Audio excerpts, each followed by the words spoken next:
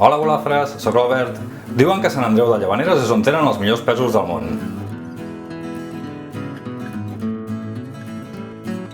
No ho sé.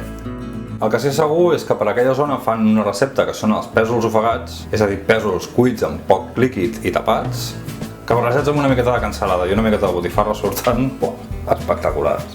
Anem a veure com es fan. I per fer-ho necessitarem un tall de cansalada, un tros de botifarra blanca, un tros de botifarra negra, mig got de vi ranci, mig got d'aigua, un tomàquet madur, una ceba, una fulla de llorer, els pèsols. A veure, jo aquí tinc mig quilo de pèsols, perquè a casa som 3, però el meu fill no en vol, així que només en menjarem 2. És a dir, que això seria per 2 persones. Si volguéssiu per 4 persones, ben bé seria 1 quilo de pèsols. I una branca de menta per donar-li aroma. Anem a començar. Traurem la pell a la botifarra i les tallarem a rodanxes.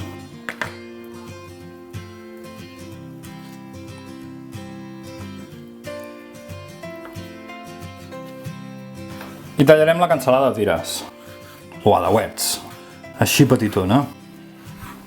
En una paella amb una mica d'oli hi posarem a fregir els talls de botifarra blanca i els talls de botifarra negra, però només els hi donarem un parell de voltes, els tindrem un minut i els reservarem. I en el mateix oli posarem a fregir la cansalada. I la cansalada sí que la deixarem fregir força estona perquè estigui ben fregideta i ben cruixenteta.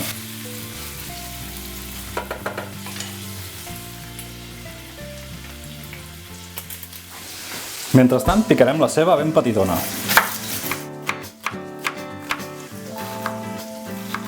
Quan la cansalada ja hagi fregit una estona, hi podem afegir la ceba perquè vagi fregint tot junt.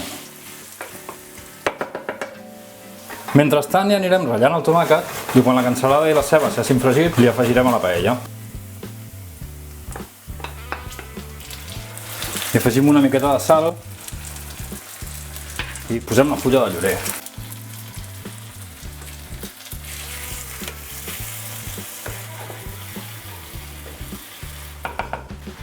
I deixarem reduir uns 5 minutets. I quan s'hagi sofregit una miqueta, hi tirarem la branca de menta, els pèsols, ho remenarem una mica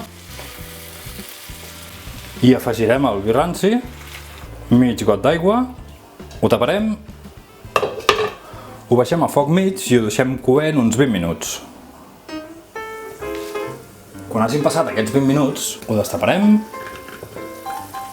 mirarem si els pèsols estan fets i ho tastarem de sal.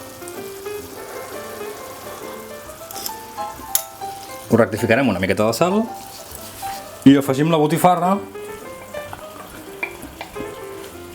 i ho deixarem 5 minutets més fent xup-xup fins que s'acabi. Buah! Vaya pinta que té això. Doncs has de fer aquesta recepta, perquè això està boníssim.